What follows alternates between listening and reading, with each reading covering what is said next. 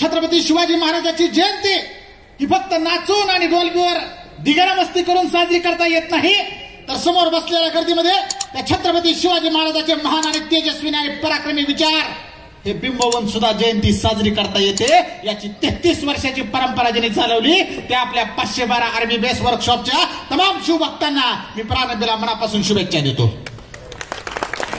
खरं तर आज या ठिकाणी येत असतानाच रोजचा जे आमचा कार्यक्रम असतो त्यापेक्षा जरा वेगळाच कार्यक्रम होता.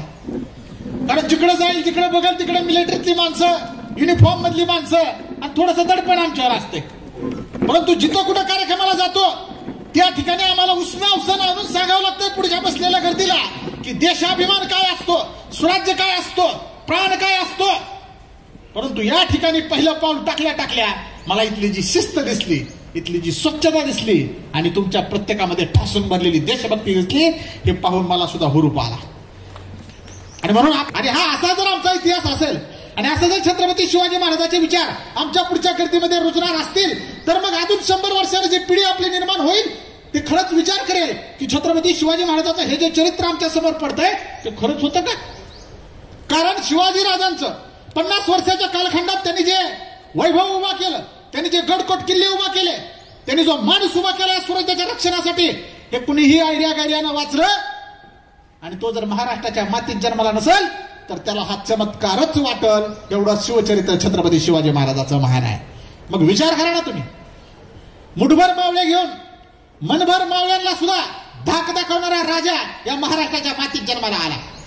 अरे 18 पकड जातींना आणि 12 बलुतेदार या सगळ्यांना सोबत घेऊन या हिंदवी स्वराज्याची संकल्पना निर्माण करणारा राजा या महाराष्ट्राच्या मातीत जन्माला आला. या आरमारात 800 जहाजं स्वतःची उभी करणारा पहिला राजा या महाराष्ट्राच्या मातीत जन्माला आला.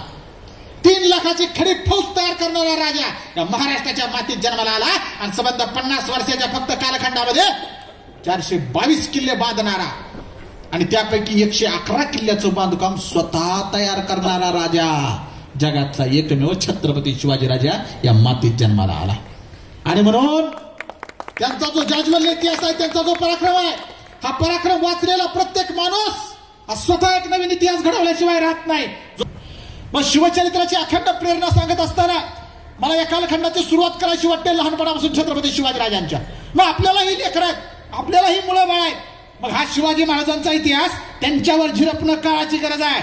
आज म्हातारी माणसं म्हणतात गावाकडे आपल्या गेलं का ते म्हणतात आमचं काय राहिले आता, गावऱ्या मसनात गेल्या सगळ्यांना, आता काय आहे आमचं, म्हणजे गिवअप करून टाकतात लगेच. आमची आत्ताची पोरं युवा पिढी हे म्हणते टेन्शन आलंय आम्हाला, डिप्रेशन आलंय आम्हाला, हे 10वी नापास झालं की लटकायला लागलं, हे 12वी नापास झालं की फाश्या घ्यायला लागले, ह्याला एमपीएससी मधून नापास झालं की ह्याला टेन्शन आलं. आणि ह्या डिप्रेशनच्या नादात आमची लेकरं कमवायला गेली. बापाने जे काही कमवून ठेवलंय त्याच्यावरच भाकरी तोडायला लागली. मग ह्याला जरा शिवचरित्र वाचू द्या, त्याला सांगा की बाबा 16व्या वर्षी छत्रपती शिवाजी महाराजांनी स्वराज्य स्थापनेची शपथ घेतली होती. एवढंच नाही, आऊसाहेब जिजाऊंनी स्वप्न दाखवलं होतं की तुला काय करायचंय. छत्रपती शिवाजी महाराजांचे वडील शहाजीराजे हे चाकरी करत होते. आधी निजामशाहीची चाकरी होती, मग आदिलशाहीची चाकरी होती. मग ही चाकरी करत असताना आऊसाहेब जिजाऊला वाटलं की आपल्या लेकरांना आता चाकरी नाही केली पाहिजे, आपल्या लेकरानं स्वतःच राज्य निर्माण केलं पाहिजे. मग ही ठिणगी कुणी टाकली हो? आऊसाहेब जिजाऊंनी टाकली. मग आज या ठिकाणी महिला भगिनी मोठ्या संख्येने उपस्थित आहेत. तुमचं जे लहान लेकरू आहे असं म्हणू नका त्याला कोण घडवेल.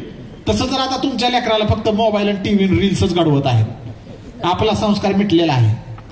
आणि आपण एवढे बिझी झालो दुसऱ्या कामात की आता त्या लेकराकडे लक्ष द्यायला वेळ नाही. मग शिवचरित्र काय सांगते बघा, मिनिंग बिटवीन द लाईन सांगतो मी.